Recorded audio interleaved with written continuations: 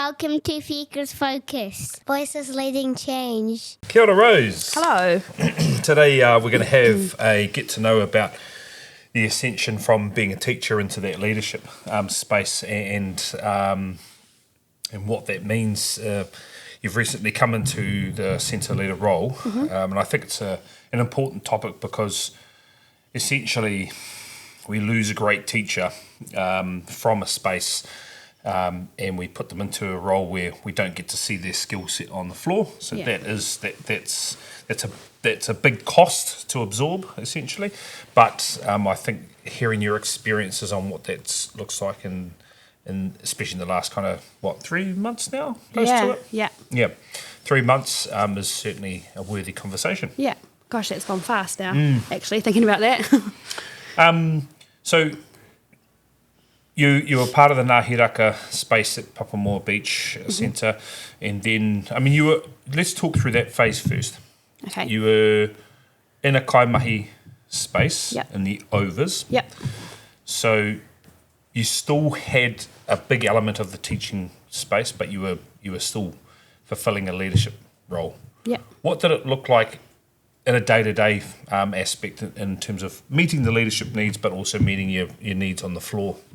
That's quite interesting because I started off at Pat Beach in purely a teaching role, and naturally started doing a few leadership things because that's I saw gaps of things that needed to be done and came up with solutions and brought the team in on that process, and so just was naturally kind of doing a few of those things anyway within the leadership role without actually having it, and I think because that is my nature, I quite easily balanced the two initially, and then the Kaimahi job came up and I applied for it and had an interview with you and Rosie, and then was successful in getting that job. And I think when I got that title as such, it didn't really change what I did day to day because I was still very much present with my team and the children on the floor, but it definitely just added another layer of things to be thinking about in the back of your head as you were doing your teaching role. So there was just the constant running list of things that we needed to be checking in on, or stuff people I needed to have conversations with, or whānau I needed to follow up with. It was just those constant things in the back of my head. And I remember feeling quite overwhelmed at times, but I made conscious little habits to try and find balance and find opportunities in the day to be able to achieve things, even if it was just one thing off the list. Just stealing those moments to just really have those conversations with the people that needed to have those conversations, or quickly go in, there's most of the sleepers are down, what can I be doing that's going to chip away at that little list, and what can I delegate too, being able to bring people on board to help. So it's quite, because it is hard when you're in two worlds there, because you've got not a really defined role, but it is kind of defined, but you still got to meet the needs of children. When you're talking about finding balance, what were some of the strategies you used to try to meet that balance, especially when you found you couldn't find it? What were some of the strategies? I think one of the first things that I reflected on was boundaries. So if I was the go-to person for my team I had 8 teachers, including myself, so them coming to me with questions or needs or things, and then I also had centre leader or whānau that needed things from me too. So I would have boundaries in place. So if there were conversations that were starting to happen on the floor, and a teacher would come up to me and be like, "Hey Rose, I would, if I was with children engaged in a learning experience or helping them with something, I'd just be like, hey, I know this conversation is really important and I want to give it the time that it needs. So let's have this conversation when I can give you my all." Because it's still important, and probably still your most important role is your teaching. Yeah, and that's because those children needed me. So it was and that conversation is important, but this is important. So let's find a time away from all of this tamariki that I'm making Play-Doh with to have these conversations. Yeah, so that was the first thing that I knew that I needed to implement to make it, make sure I was meeting everyone's needs and not, and being present in what I was doing. And then also in terms of supporting whānau, because, you know, you've obviously got a room and an overspace. What did it look like in a leadership space there, just as Kaimahi, so as room leader? What did that look like in, you know, meeting the needs of whānau? So I sought to create relationships with every whānau, not just whānau. Like I think whānau naturally connect with different teachers. Yes. Because of, I don't know, different things. There's so many different things around why people connect. But so some people have their like go-to person. Yes. But I would actively make sure that I was connecting with every parent. You were playing number 2 where you need to. Yes, yeah. So that if that person's not there, Yes. they know they can come to me. And I also, like small things, like I remember printing off a list of every parent's name when I moved into the NA room so that I could consciously make an effort to learn their names because that's so important to actually not just be like, hi, blah, blah, blah's mum, like... Yes. Yeah, Hi. to actually, to know their name and be able to have those conversations with them. So that's just like small things like that helped with creating those relationships that then made whānau feel like they could come to me about things if they needed. Yeah. So let's talk about some of the parallels of that role to your current role of centre leader. And let's stick specifically first with working with whānau. What absolutely parallels, as in the same, what you're doing as Kaimahi is what you're doing with centre leader role? Those relationships with whānau as centre leader are huge. You're the first face they see when they walk through that door in the morning. When I'm sitting at that desk, the first person they see is me, and it's like a really nice interaction in those mornings because you get to see every family, you can get a sense of how their morning's been, you can have a chat about, like, you know, once they've dropped their tamariki off, they often come back out and we can have a chat about things that are going on, and you really learn that you're in a really privileged position to like really be part of their like village, if that makes sense. Like they, honestly, the conversations that I've had with some of our whānau and the things that they've shared with me, or the celebrations, the little difficulties, the things they're navigating as a whānau, like that is probably more pronounced as a centre leader because you have the time to have those conversations. I was having those conversations as a Kaimahi in a limited space on the floor. Around other people, and a busy time where their children are happy to see them because it's the end of the day and they just want to go home, and or they're trying to drop their child off and settle them. So those conversations can't really be unpacked as much, but like being the centre leader, you get to really dig into those relationships, which I love doing. Yes, because I was about to say, why is that, in terms of just for your own personal viewpoint, why is that so critical to you? I think the more we know about the whānau and where they are, what's going on for them, the better we can understand their child. Honestly, it's so like the context in which tamariki come from plays such a huge part in their days with us. Like, you can, like, if they've had a rough night's sleep or they've been out of routine because they've had to go up to a tangi, or that, you know, like you just having some context around what's going on for those families is so, it's so important. It just adds another layer of information for us to kind of cater our care for them. Yes. Yeah. And then what's your role because you have that deeper insight. Yeah. Then what? How do you what's the role then? Which you were probably doing as Kaimahi as well, but with your team, how do you bridge all that information? What does that look like in a transfer of information? Yeah, I think it's like once you have that information, it's like what needs to happen with it. So there might be some conversations that don't need to be shared with, or that they've specifically asked you not to share, perhaps with. So bringing awareness to something. Yeah. But then it is little. There are often things that happen, like we have conversations with some whānau, and then I'll go in and have a chat to one of my teachers about it, or they'll come off the floor and we'll have a little chat about stuff. And they're aware of it too. But it's just kind of like having the opportunity to brainstorm a couple of, like use that information to kind of brainstorm, well, what could we do with that whānau? For example, we have a little boy who's struggling with drop-offs at the moment, and we've kind of figured out what's going on for him.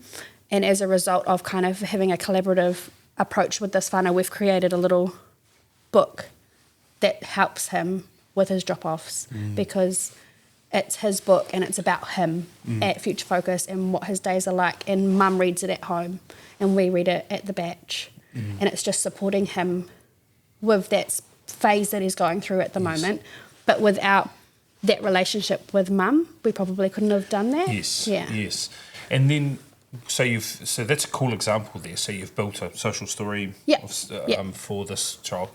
So as a leader in that space, how do you allow for those ideas to flow between yourself, whānau, and your teaching team?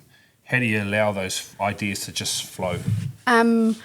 Conversations. Like we had a sit-down meeting with mum, me, one of his teachers, and mum, and we all just had a really open chat because it was the conversation we were like, we never get to sit down and talk just about this, so let's schedule some time. And it came out of like a conversation where we said, if ever you need anything, like let us know. And she actually was like, actually I do need something. So it's giving them the opportunity for that, I think, is where those ideas come from, because just saying, if ever you need anything, but then actually taking you up on that, and actually following through and doing what you said you're going to do, that's when the ideas happen.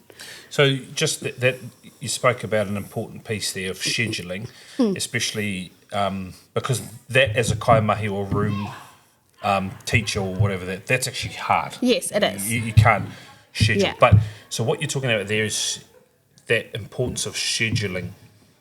Just talk to the importance of scheduling. So, I think because I am fresh from being on the floor to then coming off into this leadership space, I understand how time poor our teachers can be, and I understand the importance of actually being able to set aside time for certain tasks. And so I've been working quite a bit actually with my team around making sure we are prioritising time to create things for our rooms, time to like all that kind of stuff, but also as part of that with including whānau as needed to. Like I think since being at the batch I've had a lot of whānau meetings just through creating relationships, but I've offered to be on the floor so that my kaiako can come off and have those meetings with family, or create what they need to create, or implement what they have talked about implementing. Like I'm using myself to help in that situation too, because I am. So you're bridging the gap. Yeah. And it's like if I can use my time to execute things, then I will do that. But if I can use my time to help them execute things, then it's finding who's the best person to be able to be doing what needs to be done. Yes. So some of the other ways that you can that you have also built ways is around supporting your staff is around supporting their families in times like today when there's school holidays and they've got their own whānau to deal with. So it's having those, like they feel empowered to be able to come and say to me, Rose, I need to drop my child at their school holiday program. It starts at this time. Is it okay if I start, like things like that, and being flexible around where I can support them with that. If that means I shuffle the roster for this week, I put myself on the floor, like little things like that. For example, like next week I've got a day where I'm going to be on the floor so that one of my teachers can have a day with her child. And I think that's those sorts of deliberate, because that's what we're talking about, is deliberate and authentic moves in leadership. But what it does is it just builds that ability for them to rely on you. Yeah. And I would hate, I think that's my biggest fear as a leader, is that they don't feel like they can come to me to create solutions together. I want them to understand that I'm gonna support them and be as flexible within obviously reason. To make sure that this workplace is supportive for not only them but their whānau, because it is a place to belong, right? Yes. I just want to go back and touch on a point, because I think in every leader's journey, they struggle with that boundary space, and you spoke about that as a kaimahi. So what is a boundary to you for a starter? A boundary. So what do I... Yes, what would you deem as Like my definition? of a boundary? Or a leadership boundary? A leadership boundary, I'd say it's like a... how would you word it? Like a... I'm trying not to use the word boundary. Like a... not expectation, but like a clearly communicated expectation. Yes, yep. And then, so an example you gave was, I'm with children right now. Hey, I know your conversation, your korero is important, but we're going to come back to it because at present this is where I am. But every leader generally struggles in those spaces of, especially because you just spoke about, the fear of people not feeling like they can come and talk to you. And if you continually say, hey, not now, hey, not at the moment, hey, can't talk to you now. Gosh, I hope I'm not like that. It does create that space. But then the other way is what I often find, especially with young leaders, is they're like, yep, we'll do that, yep, let's do that, cool, I can do that, and then I get a phone call or something, I'm burnt out. It's overwhelmed, I'm struggling, my family aren't feeling my energy anymore, and that's a real dangerous space. I so think how do you navigate? Reflection, honestly, reflecting on stuff all the time. Like, if it is a conversation that I've had with a staff member where I haven't given them my full attention because I've been occupied with something else, it's going back and saying, hey, I'm just checking in. Like, I reflected on that conversation and maybe I didn't fully give you my time. Should we have a chat now? Mm-hmm. And it's reflecting on things like if you feel like you have not been taken advantage of, but if you have given too much in a boundary, actually going back and saying that. Yes, promptly. Yeah, and being like, I said yes this time, but I think going forward that's not going to be an option. Yes. Because, and I think that's the thing as well, it's communication. It's been really clear around that reflection and communicating it with them so that they understand the reasoning behind the boundaries. Mm-hmm. So and it goes for in my personal life too, like I've got boundaries with work and home, so I'm not on my phone between certain hours because I want to be with my family, and it's my team understand that. Yeah. They know I will answer if it's really, really important, but I'll probably leave it until my children are asleep if it's... all those kind of things. So it's just, and that's a good example as a new leader, because I think, all super mums, they try to do everything, but the ability to say no or to put in place boundaries is quite critical. Yeah, and I think as long as you've got a reason for your boundaries, people will understand. It's not just because I don't care, it's because I am prioritising my time. And you've got to hold true to the boundary. Yeah. The worst thing leaders can do is say, yep, right, this is the boundary, and then the first call comes through and they answer it. That's the real danger, especially in a space where you've gone into a new space. Yes, still future focused, but you've gone into a new space, and then you want to try and get everyone on your side. Absolutely. So it is a real fine line. You've got to figure out how to create relationships, but not set a precedent that you don't want to maintain. Yes, start how you aim to finish. Yeah, exactly. And what about some of the real more challenging stuff in terms of that back end? There's like what we deem as being almost mundane because the challenges coming out of teacher roles and, the exciting day-to-day of kids being dynamic and then all of a sudden... You've got rosters and budgets. And budgets and all that sort of, all that. And Ray and Courtney ringing up saying blah, blah, blah. But, how do you, because it's quite a deep dive into that for a starter. So how did you get to that point of understanding a lot of that? I think that's worthy of a conversation. Understanding all that back end, what went on. I was really lucky with my time at Pat Beach. I worked with Rosie and she... so she was the centre leader at the time that I was there, and she was very open to sharing little parts of little tidbits. And as I got more confident, I'd ask more questions. Like, honestly, I'd be in non-contact and I'd see her doing something. I'd be like, hey, what's that? And she was very open and gave me time. Because I know that as centre leaders, especially now being a centre leader, I'm like, oh my gosh, she gave me so much of her time to show me things, which is so cool because it wasn't a big dive. It was I had little parts, little tools that I'd learnt along the way. Yes. That I didn't use daily, but I was like, oh, that's how you do it. Oh, I've seen that. Oh, I know that. Yeah, Yes. yeah. Yes. And I think also a way that I've been able to learn all of that is I had that time alongside Renee. Before she moved on to here, to Livingston Drive. So I had some time in that space alongside her just to purely learn. And again, I would ask questions and pester her a little bit about little things. Because I think people, I know I certainly struggled. Well, put it this way, I lasted 2 years. Like that back end stuff was, and there's no such thing as zero or anything then. You literally had spreadsheets. Sheesh, I'm showing my age now. You had spreadsheets of all the budgets of and tabs of all the different things, and it was just horrible. And then you had all your documentation. And if it's not where your strength is, it's or passion. It takes a long time. Like I don't find it hard, but I don't find it like it's not the most fulfilling part of my job. So what I actually do personally is I kind of chunk out times of my week and I'm like, this is purely admin. So I'm going to come in and I'm going to do all of my admin stuff, and then I'll chunk out times that I get to be more creative.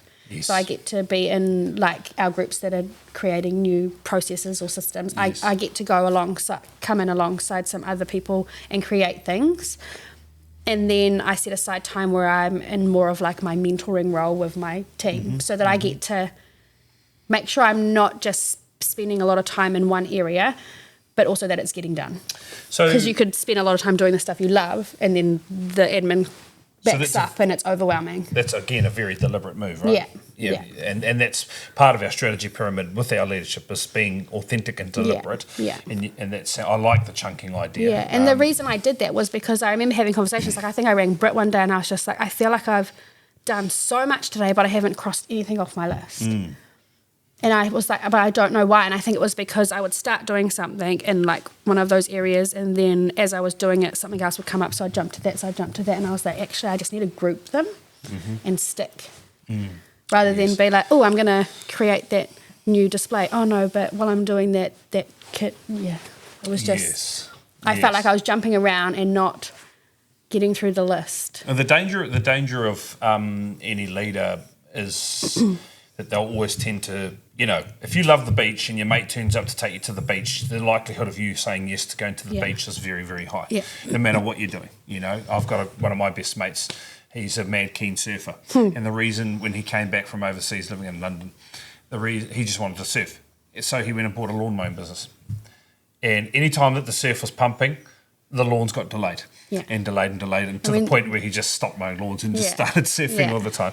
So, if it points out, or if it really, really is, if it's always prevalent in your face, the stuff you love doing, you do start to lose sight of that. And actually, you just can't. The balance of being basically running the business and then mentoring your teachers and still filling your own cup in spaces that you need is quite tough. Yeah, it is. And I think it's something that I think when I started feeling like I'm not getting through what I need to be getting through, that's when I reflected and was just like, I need to change something. And I think just being more effective with my time was what needed to happen. Yes. Yeah. And I'm still refining that, because there are times where I'm still like, I think especially because I'm a social, like I love working in a collaborative. So do I. So sitting at a desk for like 7 hours by myself, apart from people coming and going, like sometimes I find that quite tricky. So I need to schedule time on the floor where I'm in there with the team, in there with the kids. I get to get down and, get in the Play-Doh or dig in the sandpit and have some laughs with my team and, get in there alongside people to be able to come back and chip away. Yeah. It's recharging your admin batteries. Yeah. What about some of the real challenges that you've faced so far ascending into that space? What challenges have I? I think the first challenge that I probably came across was my own self-doubt. Yep. Was a big one. Because you get this new role, and like I was very excited and very supported and stuff, but it's like, you know, this little voice in your head being like, can you actually do it? Like, yeah, so I think that was my first challenge, was kind of self-doubt and that feeling of, can I actually do this role? That first day when obviously Renee wasn't there and it was just you, how did you feel? Do you remember it? Totally fine. Yep. Yeah, I was worried. I remember the night before going to bed and my brain was like thinking away, you know, it's like first day of school, ooh, like that kind of thing. But I remember getting there and I just did what I'd done the last week alongside Renee, and it was totally fine. I think my expectations didn't meet what actually happened, if that makes sense. Like, Yep. I was actually fine. Yeah. And I remember walking out that Monday and like feeling quite proud of myself. I remember my first day as principal.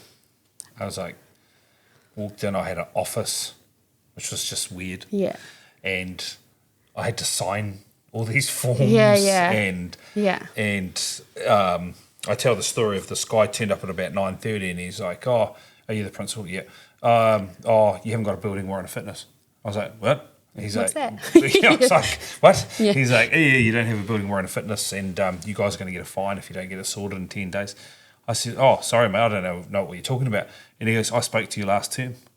I said, well, if you're called to qualify school, I must have missed that call, but you must have spoke to the last principal. He's like, oh, well, look, I'm not worried, you got 10 days. Yeah. It was just like, that was like 9:30 day one. Yeah. And I was like, whoa. Yeah. It was such a sharp change from going into my room at 9 o'clock and shutting the door and getting into it. I think that was like, that's the beauty of Future Focus though, is that, I was there by myself in the office, but I wasn't. Yes. I think that morning I woke up to all of the messages from the rest of the leadership crew being like, happy first day, like, you know, I had everyone there with me. Yes. If not physically, they were still there. Yes. And I the feel council's like got you right actually came behind. in, Courtney came in, Lauren came in, Sammy, like on that first day, everyone was in. And it was like that support is what made that self-doubt go away, was like, actually, that's not just me, it's all of us. Yeah. Yeah, I'm not alone. And we've worked hard in that space, I think, to make sure that that people feel like there's ample support. Yeah. Because, you know, we've learnt from our prior experiences of just making sure that people have plenty of support around them to succeed and do well. What about in terms of managing your expectation as a leader, your expectations versus your team's expectations? Because that's a challenge, is trying to align what's going on in your own head without being too much of a pace setter, but also having the right amount of energy to push them slightly ahead. Yeah. How's it been, kind of managing that? So I think...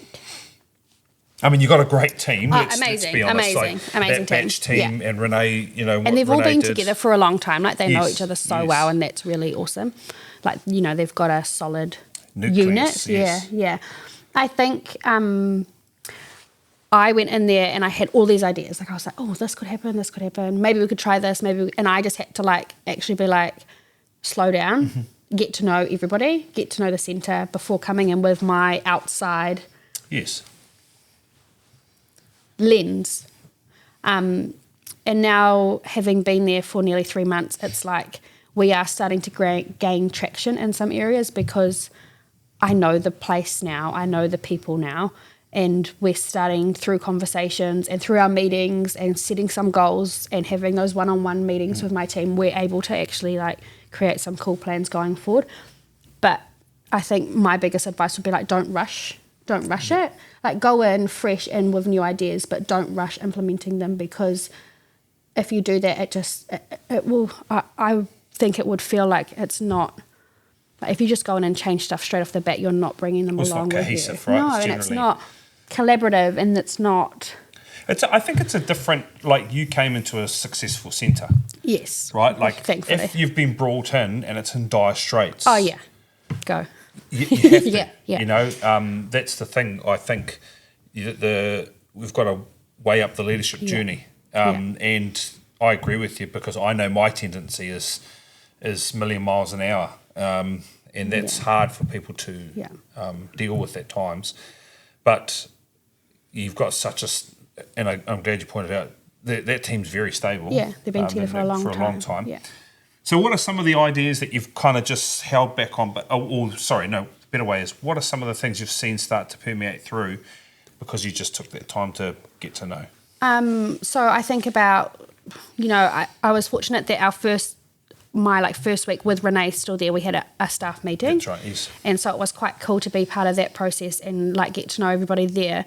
And then through the next 2 staff meetings where I've been on my own, without Renee, we've been able to start getting some traction in our internal evaluation around what our environment at the Batch is like, and having a real critical think of what's happening well in our environment, what can we improve on, and seeing the kaiako take on ownership of that, because it was something we came up with together collaboratively in one of our meetings, and to be able to really see small changes that are having an impact, like physically changing the environment, but also changing the roles of the kaiako within the environment, changing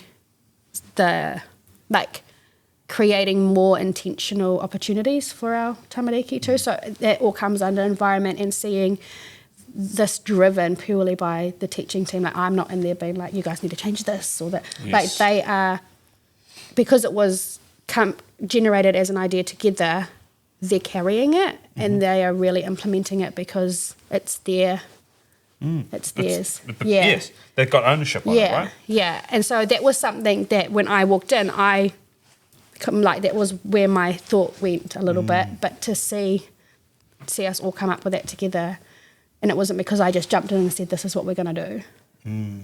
Through conversations and ideas and brainstorming, we all came up with it together. It really is what we're trying to create is an opportunity for ideas, almost idea meritocracy, to really be the foundation of what our company is. And it's so funny because I know you and I, we like to be around people and get buzzing and things about that.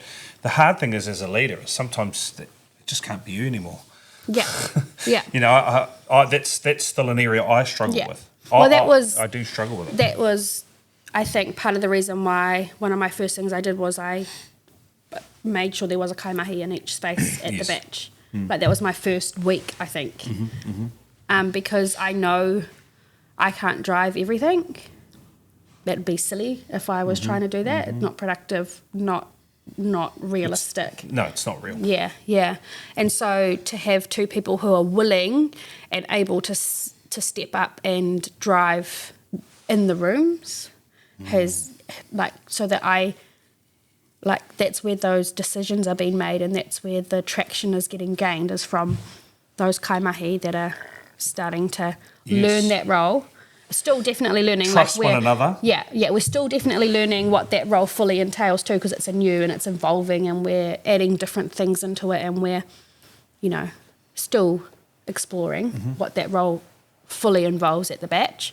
But they're starting to drive change, and they're starting to drive those. Yeah. It's because I can't be driving everything. Yes, and for that to happen, you have to build an environment that allows failure to happen, and failure is okay, and the fear of failing is eliminated. It's just understanding our failures, and it's also, what I know your actions are in terms of authentic and deliberate is you're giving people more voice. You've spoken about it already, and people have a chance to talk through their I love that there's always something going on, like Blue Day today, and there's the daffodil thing, and and I love the rapidness of the Batch. Just getting the gumboots on the other day, and the wet clothes, and Michelle running into the puddles with them, and her saying to me, "Oh, hang on, if the kids get to do it, I get to do it." And that happened literally in the morning. And that to me is a real effective sign of a leader that's doing really well, because it just decisions are being made and executed. Yes, and if it doesn't go very well, it's Yeah. That's the kind of feedback. I think just to wrap up, what is your advice? What's one piece of advice you could give to either our team members aiming to get into to go through the certain journey you've gone through, or for anyone actually in the sector that's sitting in either a room leader role or even just a classroom teacher? What's one piece of advice you could give them to help their growth and increase their value? I think. Oh, I feel like I've got 3 things. Yep. Okay. You can give 3 things. Yeah. Like, make it known that that's what you want. Yes. Like, set a goal. Yes. And voice your goal. Yep. And don't be scared to Yep. say, like, I think I want to be centre leader one day. I think I want to be Kaimahi one day. I think just actually voice it out loud to people around you, because I think if people hear it, they're going to start seeing it. Agreed. The next thing would be like, don't wait for a title to start leading. Yes. Leadership is a behaviour. Yeah, like if you think of a leader that you are inspired by or that you really look up to, because we've all probably had really great leaders in our lives or really terrible leaders or a mix of both. So like, think about that person that was a really awesome leader and then figure out what they did and how you can do it, but with your own twist. Like, obviously don't just copy, but like start being the leader that you want. Start showing it in your daily actions because there's so many, like the way you communicate with people, the way you organise things, the way you make decisions, the way you reflect, like all of those things are leadership. Do you follow through? Yeah. You don't want to be known as or talk. Just all talk. Do you follow through? Yeah. Are you fair? Yeah. And then be curious. Like, go and ask for those opportunities to actually dive into some. Like I did with Rosie. Go and be like, hey, what are you doing? Yeah. How does that work? Yeah. Can you show me? And I think, Rose, I think it's important to actually point out, you are going to do things that you're not going to be paid for in your weekly work. Yes. Like there's a saying, people that do things that they're not paid for in that space will end up being paid more for what they do. Yeah. That's the reality. I think people need to understand that you've got a 40-hour work week, but there's actually 168 hours that you can work on through the week to But become I think a leader. if it's something that you're truly passionate about, money, for me anyway, money is not the driver. Like, I know that the paycheck's still going to come in and I'm going to get paid, and that's awesome, but actually, like, what I'm achieving and what I'm doing is giving me my fulfillment. Yeah. So that naturally, like, if you're feeling fulfilled in your mahi, like, when or what or how you do it doesn't even come into it. That's probably like the thing that will make you realise whether you want to be doing what you're doing, is when you start doing it in your own time because you love it. Yes. You'll be like, I'm in the right job. And that's a real common theme for our leadership council. Yeah. We're in fact, it's just trying to protect people from doing too much. Because it's not the expectation that and we've got to be clear about that. But I think the expectation is when to you're try to passionate about something, you can't turn it off. and when you're really good at it. Yeah. So, and I think I'm lucky that my job is what I'm passionate about, because people have passions outside of work, but my passion is inside work, which is why I think, why my brain's always thinking about work, even because I love it. Yeah. And it's not unhealthy. No. I think about other things, but like... Yeah, but to be good at, be great at something, you've got to think about it often. You've got to win the maths in that space. So that's just the reality of being someone who does things that are great. Yeah. Okay, thank you very much, Rose. We appreciate your kōrero on in that ascension into the centre leader role. We love your mahi at the batch, and I'm sure I know your team certainly love you. So thank you very much. Thank you. Thank you for having me once again on the podcast.